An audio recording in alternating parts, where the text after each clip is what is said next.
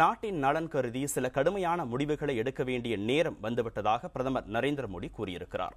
கோவா மாநில தலைநகர் பனாஜியில் பாரதிய ஜனதா கூட்டத்தில் பேசிய அவர், நாட்டின் நிதி நிலைமையை சரி செய்ய கடும் நடவடிக்கைகள் தேவைப்படுவதாக குறிப்பிட்டார்.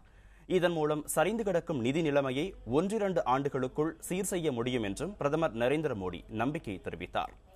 நாட்டின் நலன் கருதி மத்திய அரசு எடுக்க உள்ள சில முடிவுகள் சிலருக்கு பிடிக்காமல் கூட போகலாம் என்றும், ஆனால் அதன் விளைவாக ஏற்படும் பயன்கள் அவர்கள் ஏற்றுக்கொள்ளும் வகையில் இருக்கும் எனவும் பிரதமர் நரேந்திர மோடி சுட்டிக்காட்டினார்.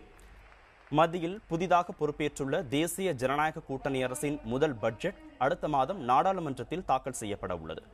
இந்த சூழ்நிலையில் நாட்டின் நிதி நிலைமையை சரி செய்ய கடும் நடவடிக்கைகள் எடுக்கப்படும் என பிரதமர் மோடி கூறியிருக்கிறார்.